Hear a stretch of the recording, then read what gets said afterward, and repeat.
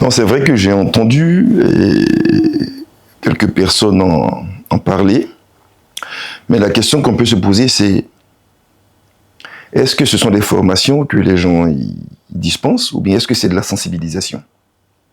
Je ne sais pas si vous avez déjà vu quelque part quelqu'un payer la sensibilisation. Généralement, c'est gratuit. On vient auprès de vous, on vous dit, bon, on fait pas ça, c'est pas bon, on fait ça, c'est bon, faites attention, voilà. Prenez l'exemple de la sensibilisation sur l'utilisation des moustiquaires imprégnés, c'est gratuit. Il y a une organisation publique ou un bailleur de fonds qui va mettre les fonds à disposition donc d'un organe et qui va sensibiliser les gens. Pour moi, ce qu'ils font, c'est de la sensibilisation, c'est pas de la formation. Et je vous dis pourquoi. La bourse en Côte d'Ivoire ici, celle que nous avons, en tant qu'investisseur, vous ne pouvez pas trader. Ça veut dire que vous ne pouvez pas acheter directement en ligne. Vous ne pouvez pas faire ça. Même comment j'appelle ça, la plateforme de la BRVM qui existe, ils ont créé MyBRVM, je crois, qui permet d'avoir accès donc au marché. C'est une plateforme de décision, mais pas d'exécution. Ça veut dire quoi? Vous décidez d'acheter quelque chose, mais l'exécution de l'achat va se faire par quelqu'un d'autre. Je ne sais pas si vous voyez ce que je veux dire. Par exemple, vous dites, je vais manger un plat de foutou ce midi. Vous avez décidé. Mais vous devez remettre l'argent à votre collaborateur pour aller acheter le plat. Il est possible que quand il arrive au niveau du restaurant, le plat de foutou soit fini.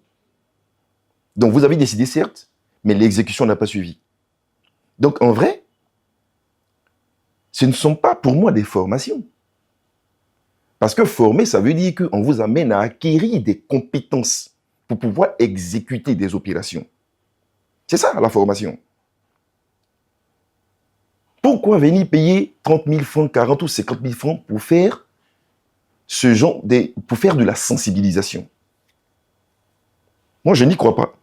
Et d'ailleurs, si c'est pour ça, les 8 pays de l'UEMOA, je crois que c'est 8 pays de l'UEMOA, tous ces pays ont ce qu'on appelle des antennes nationales de bourse.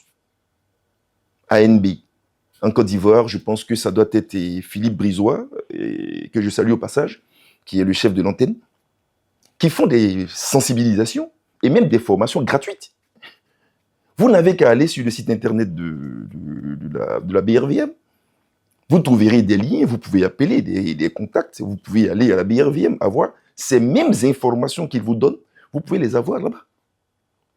Et les ANB organisent des sessions de sensibilisation et de formation pour les personnes qui veulent investir à la bourse. C'est quasiment gratuit. Moi, je ne vois aucun intérêt pour une personne tierce d'aller se mettre à payer des sensibilisations, parce que je n'ai pas mis des formations, c'est des sensibilisations. Demandez-leur, est-ce que ces formations ou sensibilisations qu'ils vous donnent peuvent vous permettre d'exécuter un ordre? Un peu comme dans l'exemple que j'ai pris. Ce n'est pas possible. La bourse en Côte d'Ivoire ici ne permet pas de faire ça. Donc non, je ne conseille pas à des personnes qui ont leurs 30 000 francs, 40 000 francs ou 50 000 francs à aller acheter des sensibilisations. Ces sensibilisations existent. Elles sont sur ce qu'on appelle l'information blanche. Elles existent sur Internet, partout. On achète de l'information grise, donc qui n'est pas accessible à tout le monde. On achète de l'information noire, je vais dire, voilà, qui est cachée, qui n'est pas accessible à tout le monde. Mais quand l'information est blanche, vous n'avez pas à l'acheter. Vous pouvez faire cette économie. Bon, voilà ce que moi je dis. Mais on me demande, mais est-ce que j'ai un problème? Non, je n'ai pas de problème particulier avec ces choses. Mais c'est la manière dont c'est fait qui, moi, me pose problème. J'estime qu'on ne donne pas les bonnes informations aux populations. Et au risque de me répéter, c'est ce qu'on a vu avec l'agrobusiness. C'est ce qu'on a vu avec les VTC. C'est ce qu'on a vu en 2006-2007 avec d'autres placements d'argent. Parce qu'on ne donnait pas les bonnes informations aux gens. On donne des informations que j'appelle informations miroirs. On vous dit une demi-vérité. Quand je dis demi-vérité, ça veut dire qu'il y a un demi-mensonge derrière. Mais on ne vous dit pas le demi-mensonge, on vous dit la demi-vérité. Et vous vous accrochez à cette demi-vérité et vous pensez que tout ce qui est derrière est vrai. Prenez généralement ça peut être des influenceurs, je ne sais pas pourquoi on les appelle des influenceurs d'ailleurs, mais ça peut être des influenceurs, ça peut être des gens qui passent sur les réseaux. Ils vont vous dire 10 choses. Les 2 premières seront vraies, que vous pouvez vérifier très facilement. Et puis les 8 derrière sont fausses. Vous ne pouvez jamais les vérifier. Mais puisque les 2 premières sont vraies, et que vous pouvez vérifier facilement, c'est un biais, on appelle ça en gros français un biais cognitif. C'est un biais que vous avez. Vous allez vous dire, mais si les 2 premières informations sont vraies, ça veut dire que les 8 derrière sont vraies. C'est faux. On vous a trompé. Vous dire que la bourse a fait 428% pour un titre et en termes de plus-value ou de rentabilité, c'est vrai. Mais elle a fait également moins 100% ou moins 200% de perte pour d'autres titres. Ça, on ne vous le dit pas.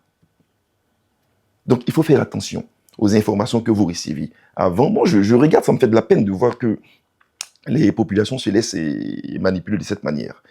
Mais c'est vraiment dommage. Pour moi, ce que je fais, je ne le fais pas contre quelqu'un, je le fais pour sensibiliser nos populations. Parce que déjà, c'est difficile de gagner de l'argent. Et quand on en gagne, il faut savoir les dépenser. Il ne faut pas dépenser à tout bras comme ça pour des choses qui n'en valent même pas la peine.